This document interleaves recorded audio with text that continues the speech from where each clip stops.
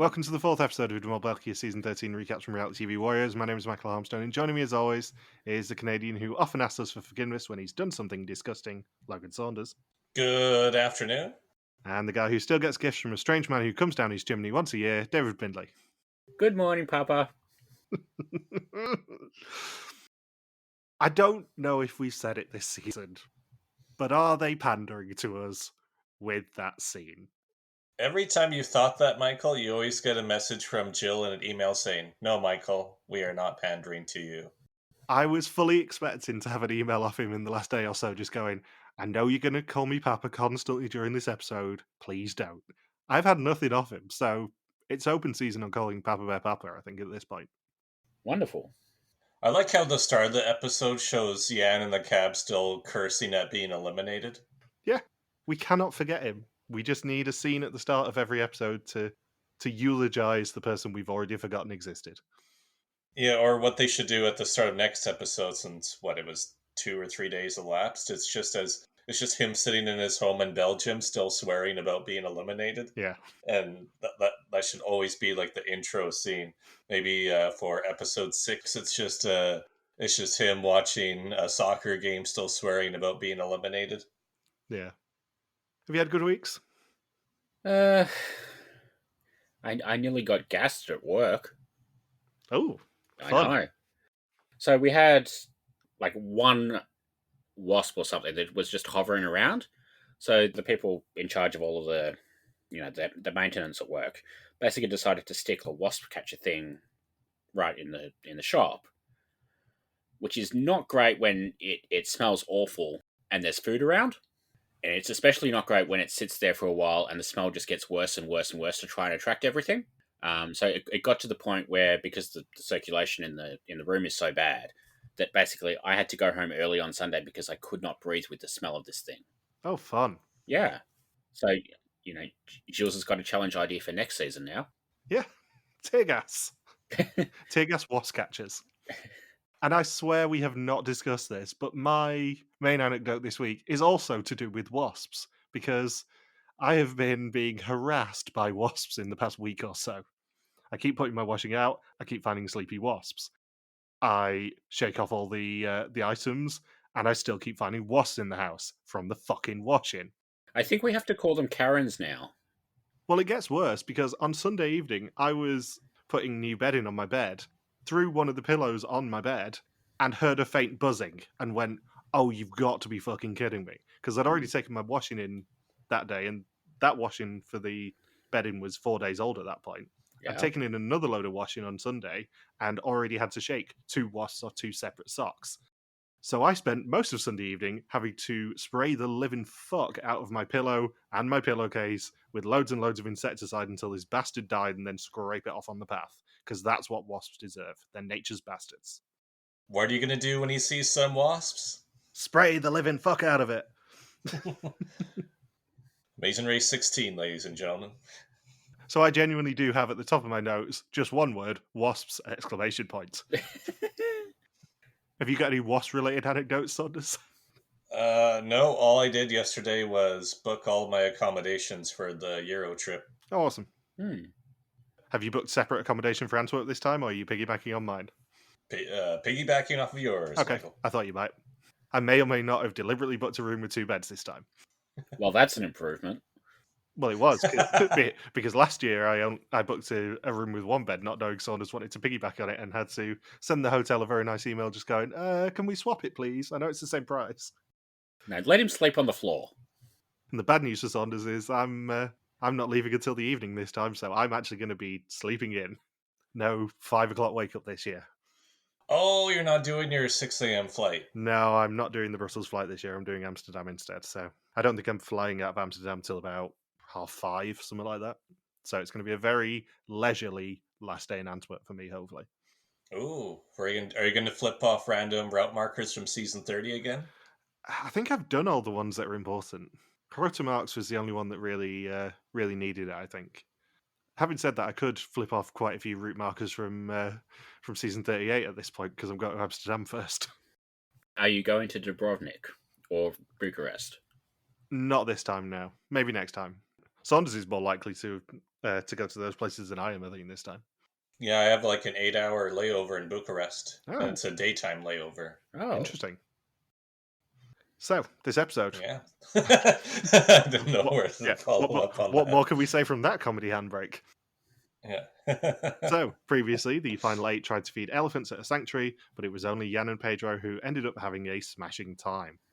When split between 2 cars to identify adverts, half of them heard how the mole sabotaged the first challenge by drilling a melon in the night, like their Logan Saunders after he's been travelling for a few weeks. After a visit to an illegal gambling den, 3 of them won past Ragan, but it was Jan who was carted off, as he became the third person to receive a red screen. And we begin with a Thai voiceover saying, in the month of November, the Festival of Lights is celebrated here called Loi Krathong. We gather with friends and make room for reflection, and the full moon rises, it's tradition to set the boat afloat. The further the boat drifts away and the longer the candle burns, the more luck it brings. One boat will drift further than the rest. Maybe it's coincidence, maybe it's destiny, but there is someone who will be luckier than the others. I know they do something like this sort of every season, but the animation on this was really, really cool. Oh, it absolutely was. It reminded me of the Germany fairy tales thing, because they did a full animation for that. Like, there is so much effort in this. It's kind of insane how much effort they actually went to do this 30-second gag at the start of the episode. It's better than using Studio Ghibli AI. Very true. So, Hilda and Pedro, well, old. Yeah, it's day 8 in Ratchathaburi, and Hilda and Pedro are the oldest 2 left after an intense first week. Hilda says she prepared by going running, but she can feel her quadriceps, and Pedro offers to give her an upper leg massage. That wasn't an invitation, Pedro. And they see a card floating over across the swimming pool from a child on a boat. I love that Pedro's basically entire character at this point is slut. I mean, it's very fitting for him to have been your first suspicion and your first draft. Look, it's on brand, isn't it? Well, that's what I mean, yeah. It's terribly on brand for your first suspicion that counts on a pool to be someone whose personality trait basically becomes slut. Yeah. I'm just glad he didn't bring out any oil when he was massaging Hilda's legs. Hilda, I've got the choice between vegetable and olive. Which do you want? Oh, look, a boat! Dear God. If you're really good, I'll find you some extra crispy. Have you scrolled to the top of your legs? Don't be crude, Logan. That's our job. And the card tells them that today is Loi Krathong. 5 of them will be rolling up their sleeves while 2 will be showing off their footwork. And Hilda says if it's dance, she really wants to dance, and they choose Sarah to join her. In the car on the way to their assignment, Nimrod tells his car that he still gets presents from St. Nicholas, and Alexei still does Easter egg hunts to appease his mum, who enjoys hiding them. The 5 non-dancers meet Gilles, and he tells them it's the day when people set boats afloat to send their worries away and ask for forgiveness. Whilst he's not sure if they need forgiveness, they will be setting a boat afloat by doing a dragon race. If they win the race, they will earn €4,000. 2 of them will be looking for reinforcements, while the other 3 try and earn them a head start. And they pick Alexei, Pedro, and Nimrod to go and earn the head start, while Michelle and Else recruit the rowers. I was thinking when Nimrod said, yeah, I still get presents from St. Nicholas, but nobody else does. Does that mean, I wonder if Nimrod's logic was him thinking, I guess everyone must have been bad last Christmas. Does this mean that if Nimrod is in the final 3, we do have to ask him if he still believes in Father Christmas? Papa Christmas? Papa Noel, isn't it? Yeah, or by the end of this episode, it ends up being Papa ? No else. No else? Oh, no. Bindles, that was the pun I thought of for this episode title, and yes, it's being used. I woke up early this morning for this. You did. You woke up early for the phrase Papa No Else. You're welcome, Internet. Does that mean next week's episode is the first No Else? Yeah, technically it could be, actually. That's a good point.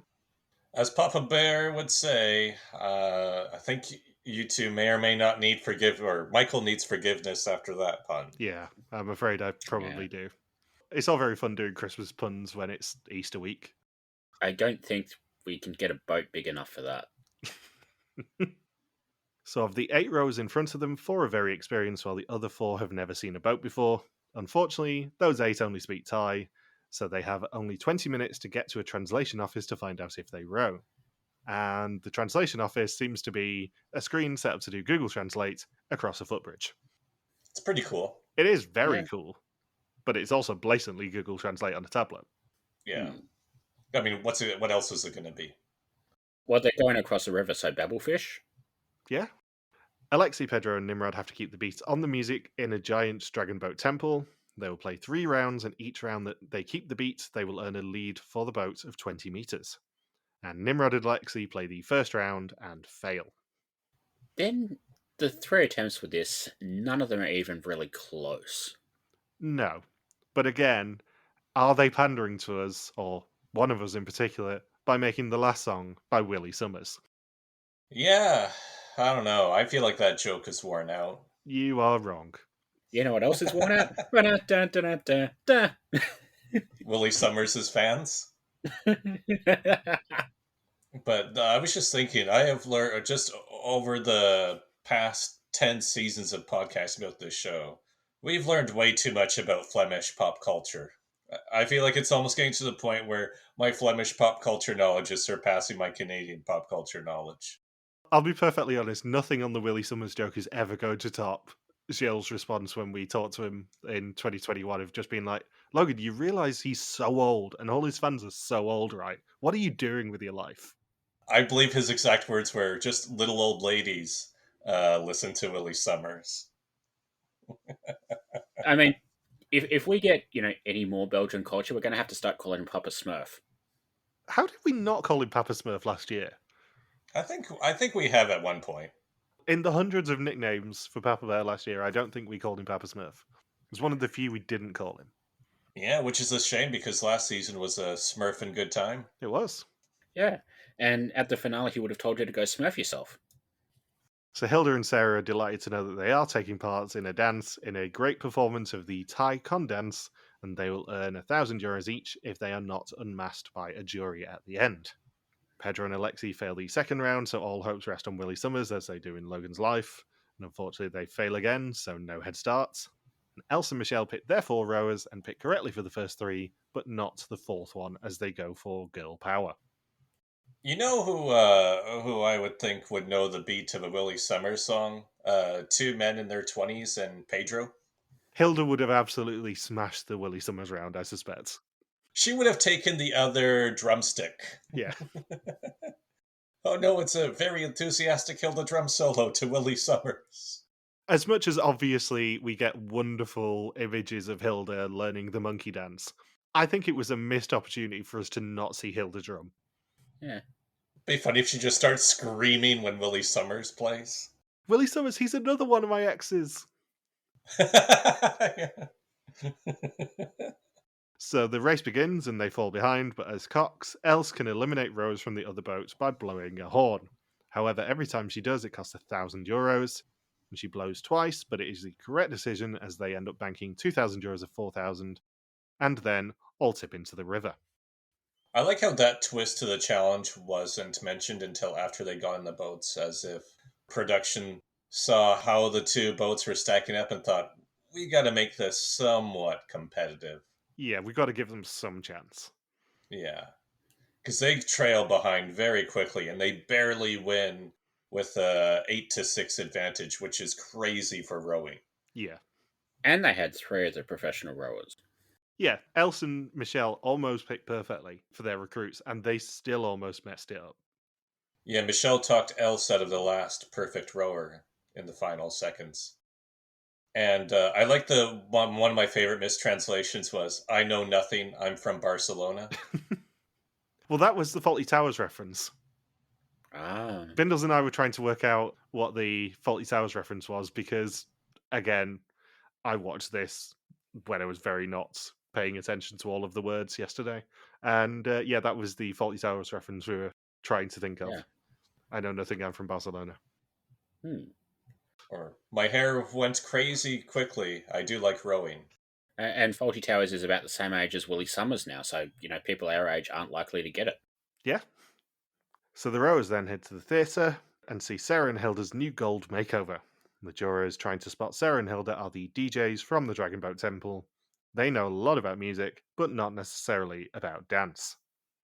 They did surprisingly well at the dancing, considering we only really got one scene of them practicing, and they were not good. Especially Hilda. Hilda doing a cartwheel was like Creed Bratton from The Office. Oh, old women falling over is always funny, but old women trying to do somersaults is another level of funny. Yeah. It's lethal. It's like, that's another page to the waiver. Imagine Rianne trying to do that. She would just go into a sitting down position. I think we were expecting it to be more like the Apsara in terms of performance level, but actually it was they both did very well. Even Hilda did pretty well. Hmm. If Hilda didn't have the Mol's briefcase label on her, I think she may have had a chance of not getting exposed there. Yeah. Certainly not as the first one. Did you notice the tag was different when they showed them before the performance? I did not. I did. I was just wondering where the briefcase was going to come into play generally. I know I've said this in the past few weeks about the Mol's briefcase, but it's making the Mole be a lot more active. You cannot have a Yeah. passive Mole with a twist like the Mole briefcase, which I very much appreciate. I mean, it's making them all be more active in terms of getting these sabotages into position, I guess. But making the challenge impossible like this, or almost impossible like the elevator game, I'm not sure is really satisfying, to be honest. Yeah, it veers into nastiness when they Yeah. basically have a free pass to half the money of one of the challenges. But they did play it on the lower half of the challenge, I guess. So Yeah, like I suspect the reason we probably didn't get as much of this challenge shown as we otherwise would have is because of the mole case. Because why waste 25 minutes showing something that has no chance of even mattering? yeah, It's a nice challenge. I think the mole case was more of a detriment this time. yeah, I like the sabotage itself, but Yeah. it is a bit mean to instantly halve the money that they could have earned. Do you think they would have unmasked Hilda regardless? I don't think she would have been the first one because they were targeting the guy who they picked second first, and then they spotted Hilda's fake label and went for her as the guaranteed option. I think it probably would have been those two unmasked, but I think it would have been flipped had the label not been there. Yeah. Also, I noticed they used the Wilhelm scream effect when the boat capsized in the dragon boat race. Of course, they did. I'm glad that the one non-rower was able to not drown when they capsized. At least they didn't use the Titanic music, because then Michael would have called this episode "My Heart Will Go On." Unfortunately, I have already used "My Heart Will Go On" as a pun before when I did "My Heart Will Go Fons." That's a shame. I mean, this episode is still a mucky honk bonanza.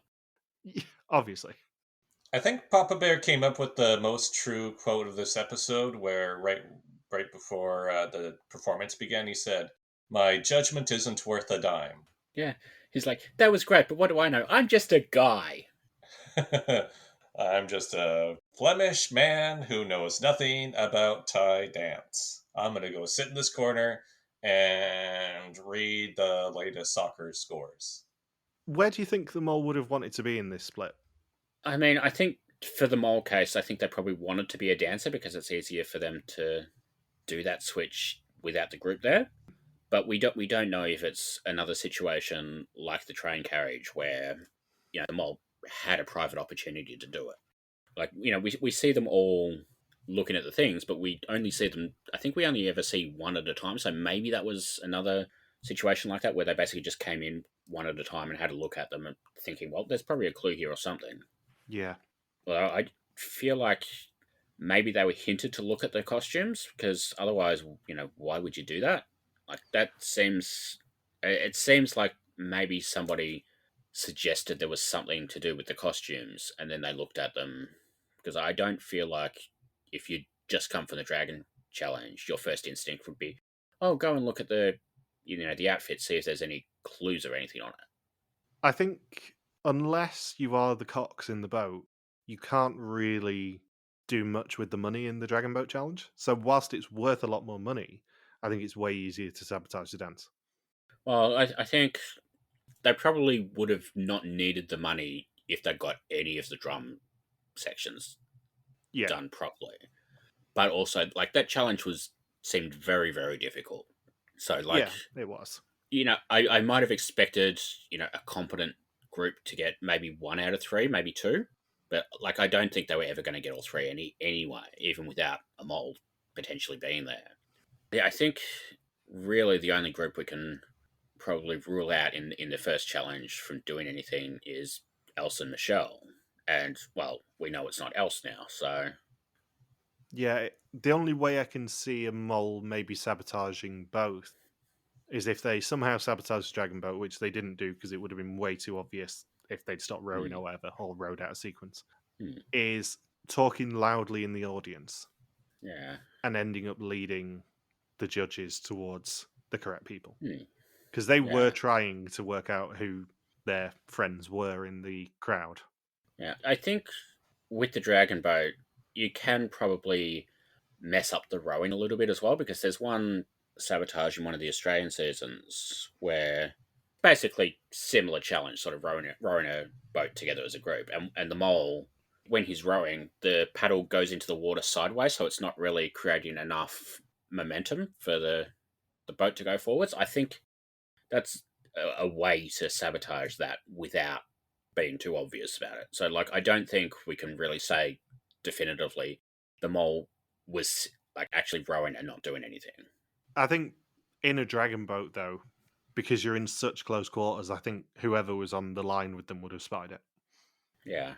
I think it's too dangerous as a mole to be obviously not rowing or obviously rowing badly in a dragon boat. Unless, of course, they were sat with one of the recruits, in which case they could get away with it. You just sit next to the one who's never been in a boat before. She doesn't know any better. I mean, they did blow the horn twice, so there had to be some sort of sabotage for them to fall that far behind, even with a 2-person advantage for about 100 meters of the race. Yeah. And of course, if you mess up the drumming, that's 60 meters further behind as well before you even start. Yeah. The drummers looked very suspicious to me this week.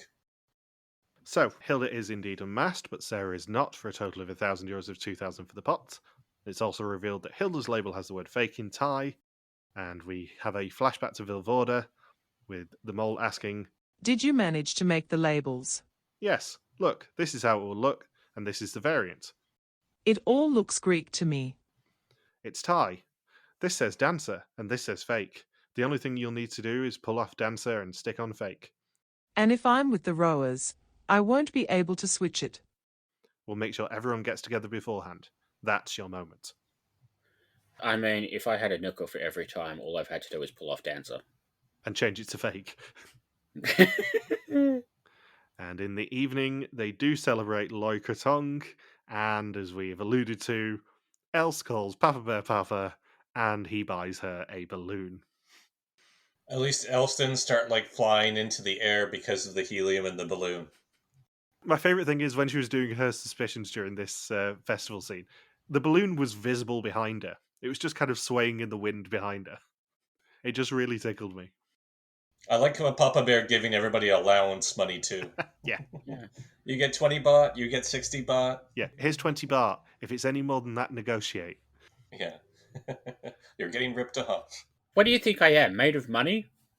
And in an effort to not get Fuzzy a bingo square, I am not going to tell you what date Loi Krathong was last year. Sorry, Fuzzy. It's not happening. Yeah. So go look it up. We're not Google. So they wake up on day 9 in Nontanaburi, and they're all melting at breakfast, and Michelle says when she sweats, she gets a sweat stash. Oh, that is hot. Bear in mind that Michelle is the same woman who started the season by saying that she didn't want kids until she saw her boyfriend hold a man's skull together. Yeah, then she doesn't get turned on until she has a sweat stash. Yeah, she finds love in such attractive situations. I mean, it could be worse. Could be Pedro. Yeah. Worn out quadriceps and he's there. Worn out quadriceps and sweat stashes. If either of these occur, call Pedro. Vote for Pedro. And Alexi, Sarah, and Els get harassed by a water buffalo when trying to write in their ball books. There is no need for them to put that scene in, but it really tickled me. Just a classic case of A water buffalo eating my mole book. That's why I failed the quiz. Damn you, water buffalo. And they then discuss what they would do if they won the money, which is a ridiculous scene in and of itself because Alexei says his dream trip would have been to Thailand anyway. Els says she wanted to use the money to go to space with a perfect knowledge of the budget of this show, and Sarah says she'd buy a yacht. Suddenly, Bernard's wife needing a new kitchen doesn't seem so insane. As soon as they had this scene, I thought Sarah was going home because of them revealing personal details about themselves. So one of them did go home. I just picked the wrong person in that group. Yeah, I must admit I was quite confident at this point that Alexei was going home. Yeah. Because he was like, oh yeah, I've had a trip to Thailand, I've got everything I wanted. It's like big neon sign, he's not staying anywhere. Unfortunately, I was wrong as well. And they are heading an hour down the road to Ayutthaya, as predicted. Also known as the Sagat stage from Street Fighter 2. Yeah. I know we said this last week, but Ayutthaya is such a cool place. Yeah. Yeah, it's so cool. And it certainly seemed like they basically just hired out the entirety of Ayutthaya for this challenge. It's just nuts that they basically kept every tourist away from this the day after a public holiday in Thailand. Yeah, because because we've both been there, and yeah, it's definitely, it's not overflowing with people, but definitely enough tourists go there pretty much every day because it's considered the perfect day trip from Bangkok. Yeah, it's basically Angkor Wat if you're not going to Cambodia. It's very much the same vibe. It's just really, really cool. Much like I've discussed my trips to Masada and the Dead Sea and Jerusalem and all that.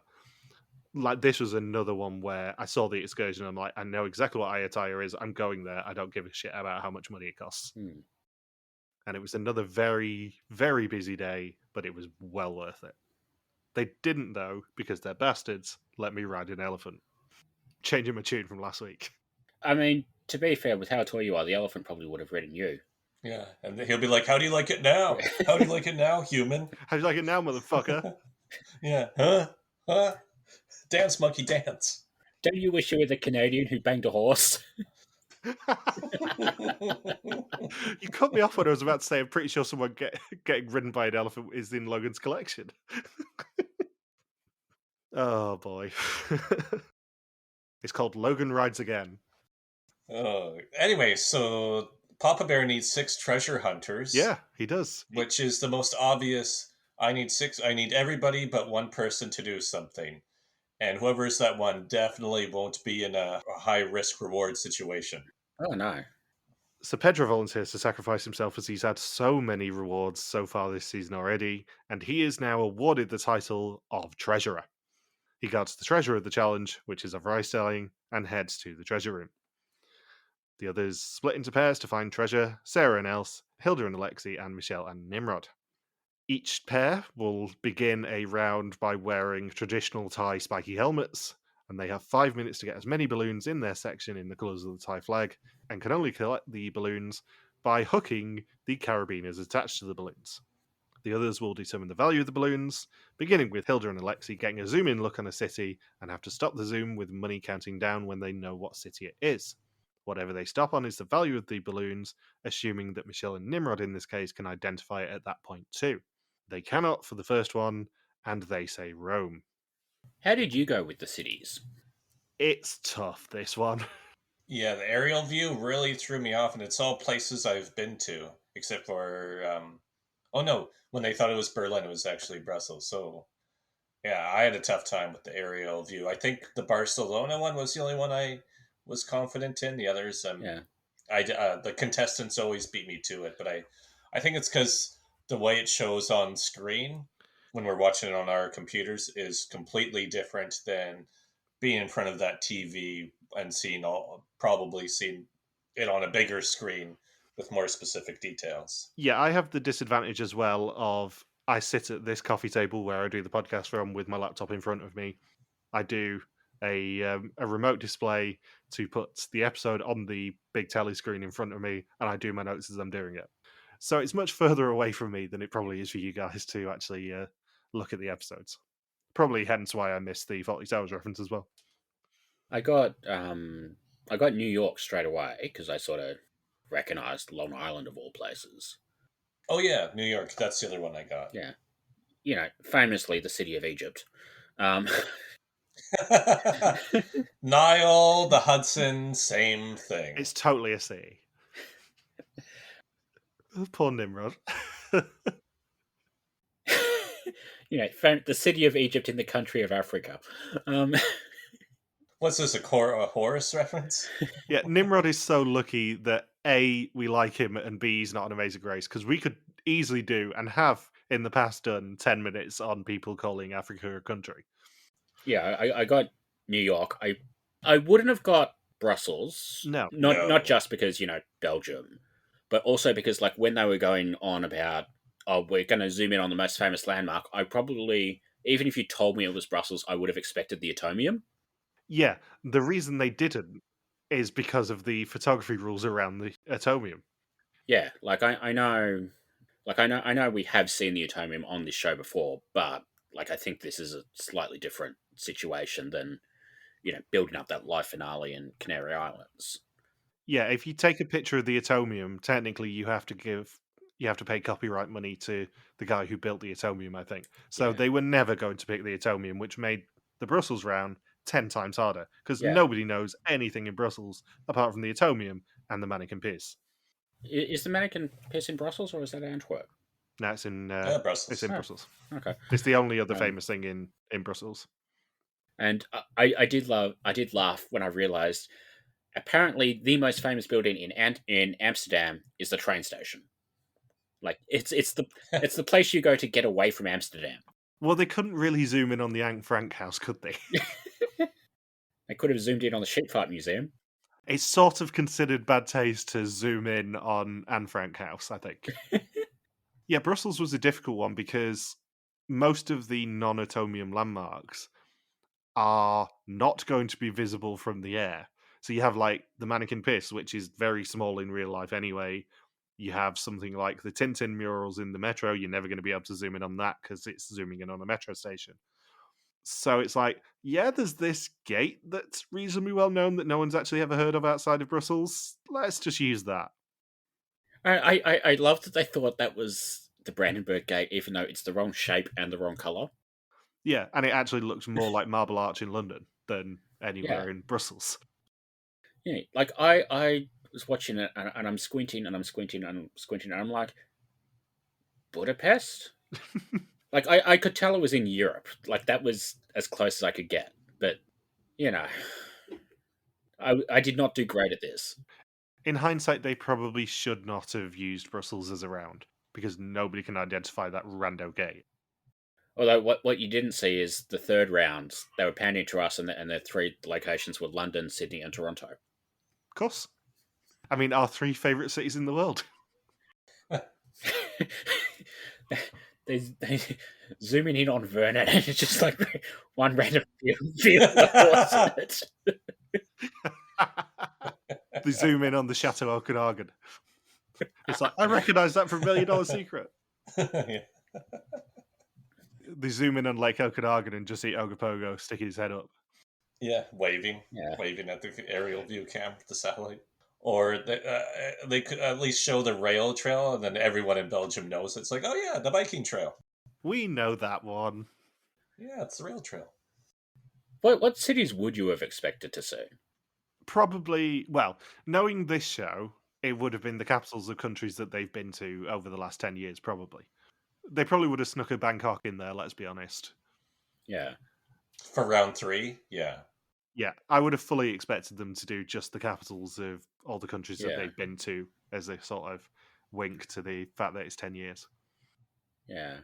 I wonder if maybe they would have made a joke about Ayutthaya and Angkor Wat sort of being a little bit similar to the Forbidden City and done Beijing, but I think that might have fallen into the same sort of issues as doing the Atomium. Yeah. I'm sort of surprised they didn't put London in there, to be honest. Yeah. Maybe that was round 3. Yeah, I think there's a few potentials for London as much as it's a shithole of a city. There are a few landmarks they could have done as an easy zoom in. Maybe something like Schönebrunn in Vienna, I would have expected. Because you could have had the zoom in over all the mountains and stuff. It actually would have been a bit of a different zoom in for them to do. I'm amazed it took them so long to get Paris. Yeah, because Paris was probably the easiest of the lot that we saw of the 6. Maybe even something like Tokyo with Shibuya. Yeah. Yeah, I was thinking Tokyo would have probably been on the short list too. Given we know how much they love Olympic cities, like, yeah, Tokyo, maybe LA with the Hollywood sign or something. I sort of expected them to go a little more obvious than some of the ones they did. Yeah. Like, I get why they did Brussels and Amsterdam, because, like, I think you can reasonably expect a Belgian person to recognise those two. Yeah, and Amsterdam also has the benefit of all the canals, so it's basically just going to be that or Venice. I'm not sure Brussels is as easy to identify as certain cities in the world, shall we say, to put it politely. Yeah. I can't believe we've got like 10 minutes of talking out of the boring part of this challenge. I know. It's hilarious. So in their hurry to return with a balloon each, Else loses her white balloon and they time out with 2 balloons in the box.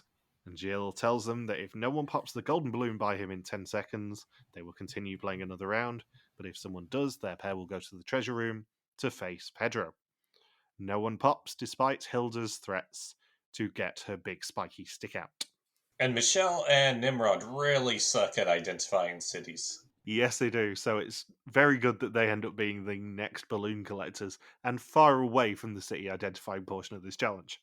Yeah, that's why they both Nimrod really keeping a close eye on him now, because a couple times Michelle would throw out a completely wrong guess and Nimrod would say, "Yeah, that's probably right," and just let Michelle take the heat on the incorrect city guesses. So they end the second round with 700 in the box and another golden balloon opportunity. Michelle dives for the balloon, but Else gets there first, sending her and Sarah to the treasure room. I've got to be honest, being in a Thai temple trying to catch a balloon with a helmet with a stick on it is not how I pictured Nimrod being on all fours this season. Not just a Thai temple as well. It's one of the most famous sites in all of Thailand. And they hire it out to dot balloons around and make them try and play hook-a-duck. This fucking show. I know we were saying last week this season has been like a little bit light on this fucking show moments, but this fucking show, like, this is probably the best thing of the season so far. Yeah, this is the only show in the world that can get away with hiring out the entirety of Ayutthaya and playing hook-a-duck with balloons there. And what the hell is wrong with Nimrod with saying, "Oh, Michelle didn't go first, you went first, Else"? He's just trying to shame her at that point.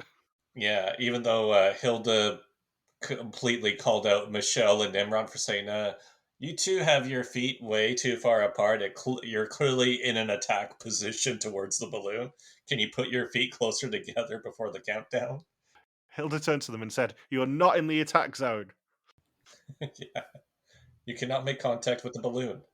I'm kind of amazed we didn't get an injury with, 4 or 5 sharp, pointy sticks going towards each other all at once there. Yeah, it's a small miracle. So in the treasure room sits Pedro and 3 boxes. To earn the €1,000 that they have banked, they must take Pedro's exemption away. If they open the right box, he loses the exemption and they earn the €1,000 and a past frog each. They can only open 2 of the 3 boxes, though. They can't open all 3? They can only open 2? No, they only completed 2 rounds, Logan. Yeah, if they'd got to the 3rd round, they could have opened all 3, but unfortunately, no. Pedro claims the exemption's in the left-hand box, and they open that one, finding absolutely nothing. He then claims that he forgot, and it's in the right-hand one. They open the right-hand chest, and it's also empty, winning Pedro an exemption and earning them nothing of €6,000 for the challenge, €3,000 of 12,000 for the episode, and 9,450 of 50,900 for the season so far. Pedro was such a little shit there. Yeah, unsurprisingly, Pedro gets the banner this week for one of his very smug smiles when they've opened the 2nd box. Why did they keep believing him? The question we ask ourselves all the time. I'll also say that I've estimated that it was about €2,000 per round that they could have earned had they, actually succeeded on the cities. That seems fair enough. So even though Gilles says, "Oh yeah, you could have earned over 45,000 euros by this point," I reckon it's 50,900. Okay. Where do you think the mole wanted to be in that challenge? Balloons. I know loads of people suspect Pedro, but I don't think he was in the position the mole wants to be in here because No. he has no control. He can fuck with them, yes, and he can, if he's the mole, have a lot of fun messing with them to their faces. But ultimately, he has no control over whether they earn any money in this challenge, which is not where a mole would want to be necessarily. Yeah, like I think if you're in the other group, you can get the questions wrong, you can pop balloons, you can be really bad at just collecting the balloons and not bring many back at all. And then, even after all of that, if you get to the end round, which isn't a guarantee, you've basically got a 1 in 3 chance of not winning any money. Yeah. Like, even if you sort of use the first round as cover to try and gain some money and look like a genuine candidate, there's not a guarantee it's going to be won. So I think just about any position except Pedro's would have been good in this challenge for a mole. Yeah. Because it's suspicious that if he was the mole, he actively volunteers to be in the treasurer position, which isn't something a mole would do if they know that they're not going to get any control, I would say. Yeah. I mean, unless the mole case had a smaller chest with like a hidden compartment in it that they could hide the exemption in. Yeah. But again, if he is the mole, he'd already played his mole case by that point. Yeah. A mole, if it was Pedro and there was a false bottom in the briefcase, then it's a stupid place to play it if he plays it at the dance challenge rather than there. So, it is time for the test. 20 questions about the identity and actions of the mole. Whoever knows least goes home except for the mole who can never go home. And as we've just discussed, Pedro has an exemption for this test.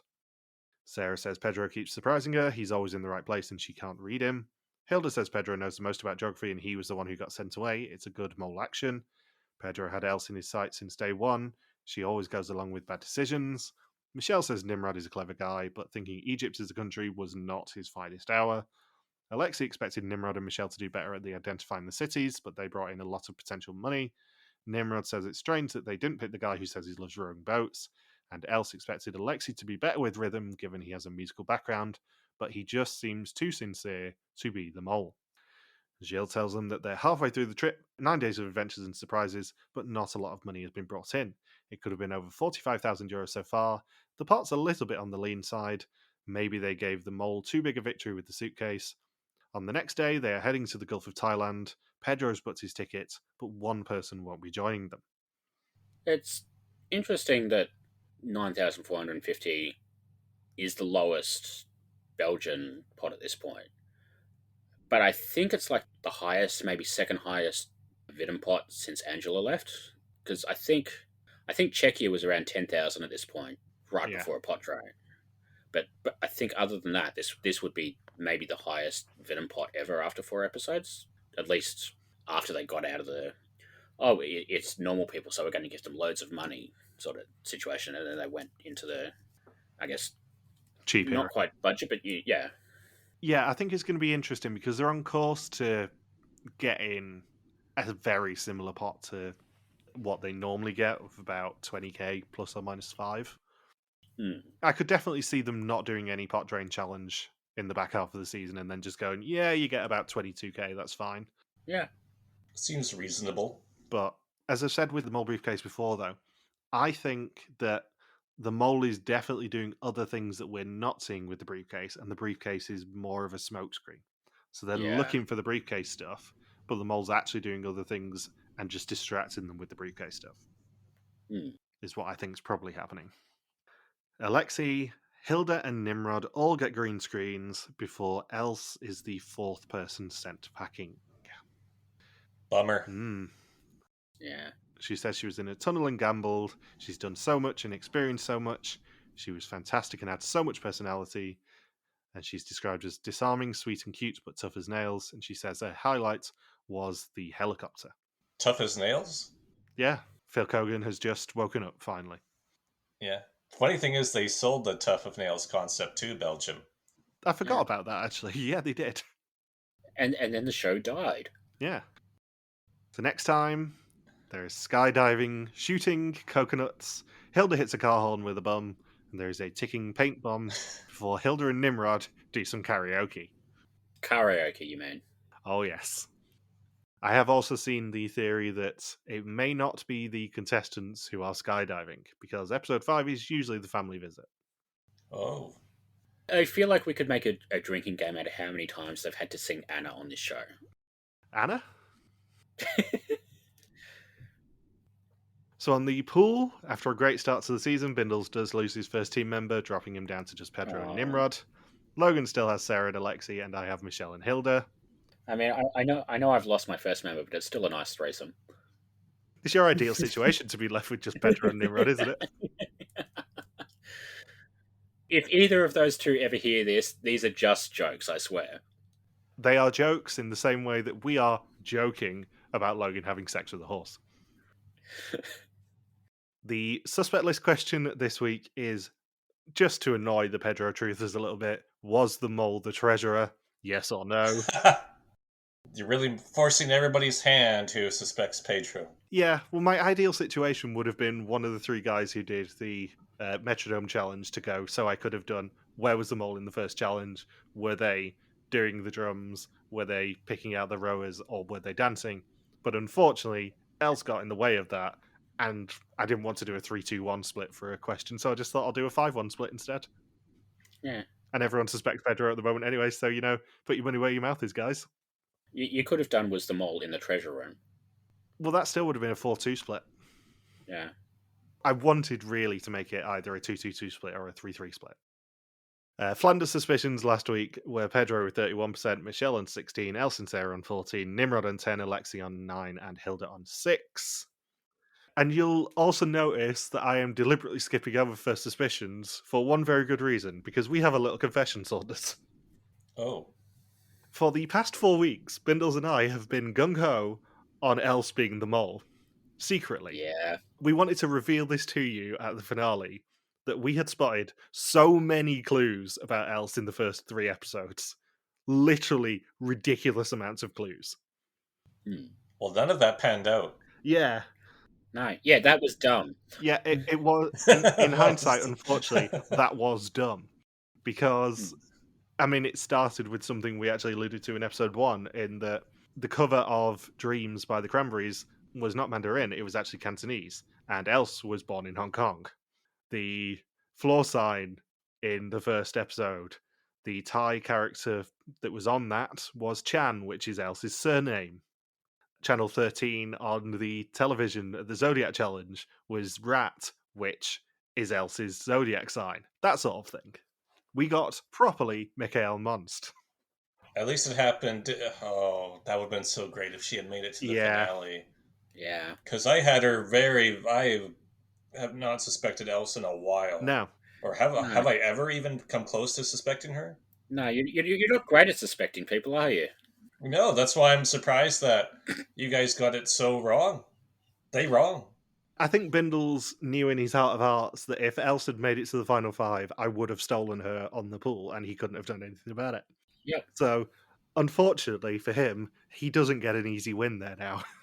No. And that means Fuzzy doesn't get her easy bingo square. Indeed, it doesn't. I mean, we're going to do everything we can to stop you winning bingo for 2 reasons. One is Fuzzy doesn't get a bingo square, and 2 is, we can't have you winning. But on first suspicions, 12 people. Fly 101, Alice, Jack, Bram, Mateus, Femke, Yoreen, Christina, Reed, Fuzzy, the Flemish Publican, unfortunately me, all had Els as their first suspicion, while only one person, Logan fucking Saunders, had her in 10th. What a bunch of dum-dums. Yes. You were the only person who even had her in the bottom 2, could I point out, Saunders? Yeah, I didn't suspect her at all. No. It is another bad week as well for Alice. With a score of 37, she still drags her heels on first suspicions, while Sandra leaps into the lead with a current perfect score of 21. Good for her. Yeah, I think it's fair to say, utterly mortified yesterday when Els got a red screen, and I'm like, oh my god, Saunders is going to be so smug when I tell him, fuck's sake. Because we were even making plans that we were going to do a secret post-credit scene for episode 7, where it's like, yeah, we actually suspect Els. We're not going to tell Saunders he's going to get surprised next week. Oh, you two really got ahead of yourselves. Yeah, we really did. And we know you don't listen to this podcast anyway, so Yeah. we know you wouldn't have heard it. Yep. And Fuzzy has been worried for the past day or so since she watched the episode that I was going to take the piss out of her for losing her first suspicion. But unfortunately, so did I, Fuzzy. At least I picked Pedro in week 1. Yes, you did. I think you had Els in 5th from memory. Yeah, something like that. Which was really irritating because I was hoping you'd go down on this sinking ship with me as well. No. So, final 2 questions. Who do we suspect who's going home? My suspect list is Nimrod, then Michelle, then Pedro, then Alexei, then Hilda, then Sarah, then I had Els and dead last. And I think we're going to say goodbye, so long, farewell to Sarah. I'm going to go Pedro, Nimrod, Hilda, Alexei, Michelle, Sarah. Who's going home? I'll say Alexei. Why not? And my suspects are officially, I don't even fucking know anymore. But what I've put on suspect list is Pedro, Hilda, Sarah, Michelle, Alexei, and Nimrod. And I think Alexei's going home as well. I'm going to keep riding it until he actually fucking does. I'm sorry, you had me at riding Nimrod. I feel like on my suspicions, it's very much divided in the middle now. I don't really think it's Alexei and Nimrod especially. But Michelle's kind of dipped into that with the being a bit too successful with the rowers bit. Yeah. Whereas Pedro, Hilda, and Sarah, I could absolutely see being the mole. I think it would be interesting if Hilda is the mole, whether they introduce the mole briefcase to go, you're a bit old, do you want a bit of help?